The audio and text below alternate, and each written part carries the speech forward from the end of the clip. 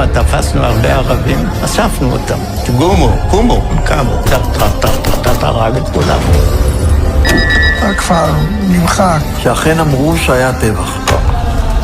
What happened here wasn't only pushing away the Palestinians from their village. What happened here is that they did not let the Palestinians go away just like this. They first of all killed many of them, and there was not any reason to do it. או אני או הם.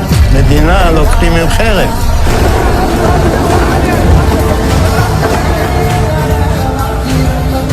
המדינה מתשווה. כמה אתה חושב אנשים הרגת ככה? קומו, קמו. לא יכול לדעת בחיי. היה לי מקלע עם 250 כדורים. תראה, יריתי, נלחמתי כולם. לא יכול לספור. הרגנו בהם, בלי נקיפת מצפון.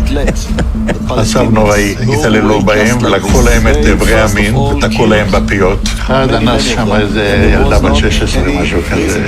היו חבר'ה שלקחו את הלוויורים ועפו אחרי חבר'ה ושרפו אותם. זה היה משהו זוועתי וזה אסור לספר, אני לא אדבר על זה כי זה יכול להיות סקנדל שלם.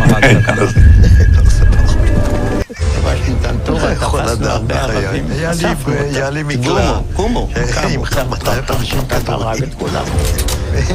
תראה, יריתי, נלחמתי כולם. שאכן אמרו שהיה טבח.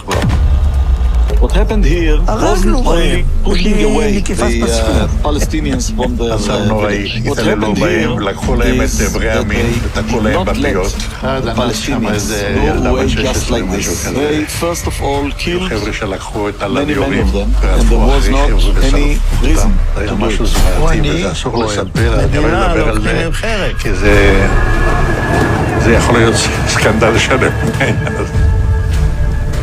המדינה מתשווה. כמה אתה חושב אנשים הרגת ככה? לא ספרתי. לא יכול לדעת בחיי. היה לי מקלע עם 250 כדורים. תראה, יריתי, נלחמתי כולם. לא יכול לספור. הרגנו בהם, בלי נקיפת מצפון. מצב נוראי, התעללו בהם ולקחו להם את איברי המין ותקעו להם בפיות. אחד אנס שם איזה ילדה בת 16 משהו כזה. היו חבר'ה שלקחו את הלוויורים ורדפו אחרי חבר'ה ושרפו אותם. זה היה משהו זוועתי וזה אסור לספר, אני לא אדבר על זה כי זה יכול להיות סקנדל שלם.